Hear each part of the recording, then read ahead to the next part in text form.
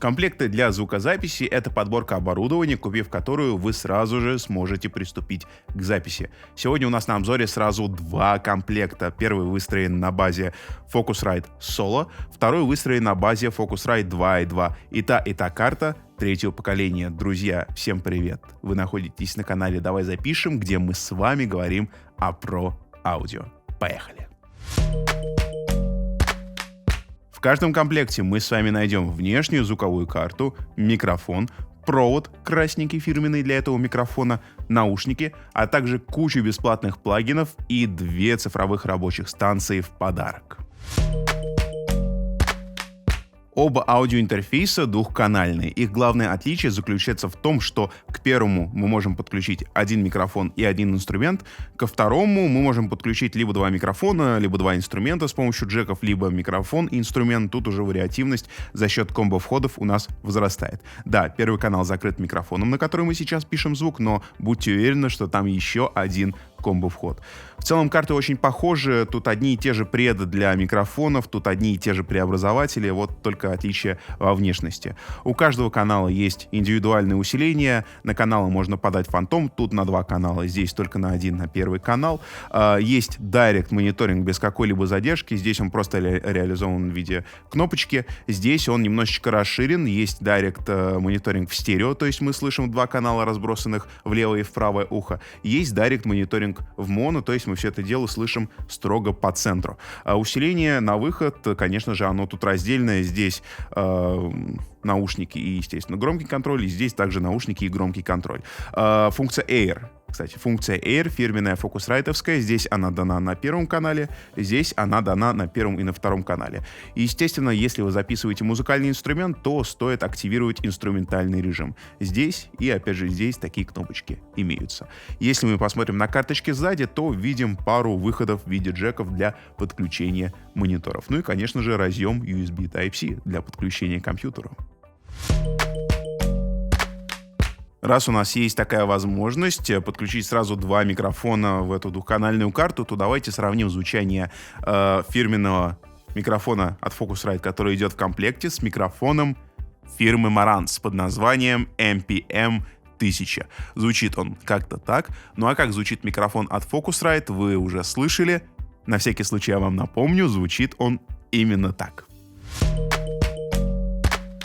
Конвертеры до 192 кГц на 24 бита, а также микрофоны и преампы до 56 дБ, которые они выдают на каждый микрофон и канал, точно не дадут вам заскучать. Вообще, сегодняшний ролик по звуку вы можете видеть, и вы, конечно же, слышите то, что, в принципе, вы сами сможете получить у себя дома, купив такой комплект. Напомню, что используется комплектный Focusrite, и усиление на него мы выдаем на 12 часов, и, естественно, с фантомным питанием, потому что это конденсаторный микрофон. Теперь осталось поговорить еще про другой усилитель. Но это усилитель уже не по входу, а по выходу, а именно усилитель для наушников. Но для того, чтобы провести этот тест, я предлагаю вам отправиться в следующую рубрику. У меня на столе лежат 3 пары наушников, среди них одни комплектные, потом идут Axelvox, и завершается все это дело фирмой Behringer. Все они примерно одного и того же сопротивления, это 32 Ома. Давайте я запущу себе на компьютере записанный мной ранее материал, буду брать каждые наушники и слушать по громкости в целом, как они раскачиваются или нет.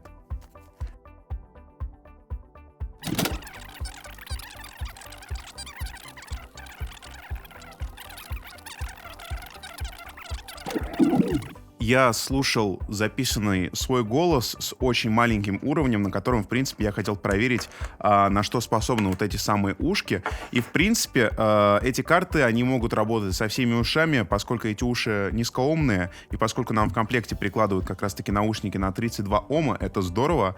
В целом, усиления для работы с ними у нас хватит. Я думаю, даже, наушники на 120 Ом здесь будут вполне себе неплохие, но если вы уже берете что-то большее, то позаботьтесь о дополнительном усилении и прикупите себе предусилитель дополнительный для тихого контроля. Разберем все, что связано с драйверами, а также задержкой на примере одной из карт. Для начала работы с любым комплектом нам нужно скачать необходимые драйвера. Заходим в раздел загрузок на официальном сайте Focusrite, находим, например, Scarlett Solo 3-е поколение Studio, или если у вас 2i2, то Scarlett 2i2 3-е поколение Studio. Скачиваем, устанавливаем, перезагружаем компьютер и заходим в рабочую станцию, где, к слову, у нас запись уже идет полным ходом. Взглянем на роутинг, 2 канала на вход, 2 канала на выход. И я бы сразу хотел вам показать штуку под названием Air. Это такая специальная функция, она доступна в контрольной панели.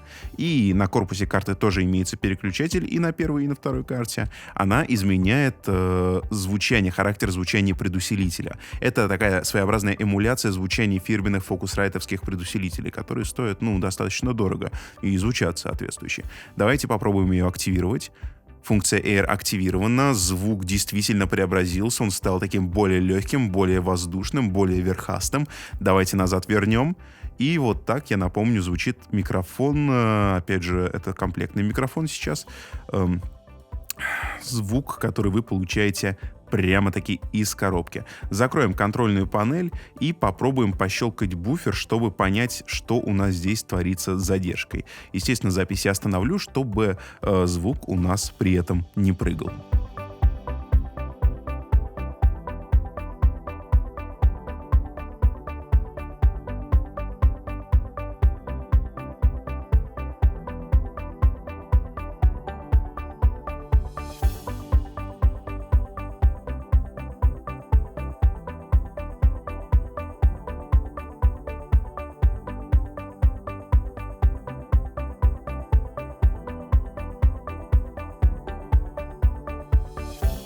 Как и на старших моделях, здесь есть контрольная панель, но поскольку тут не такой развитый роутинг по входу и по выходу, то смысла показывать ее я особого не вижу.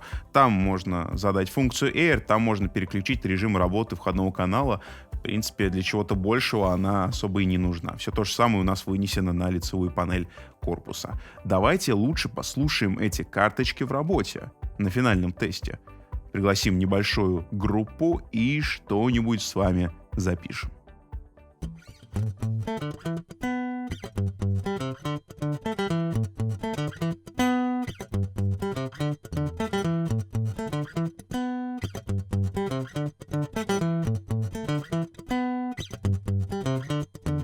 Привела к себе, чтоб прислонить к стене, всю себя сняла. А что же делать мне? Прикасаюсь, в мыслях извини. Теперь ты должна мне век любви. Ай-яй-яй, поцелую вкусом столу. Как тебе это не стыдно? Поигралась мной, а теперь я тобой. И мне не стыдно, не стыдно. Ну,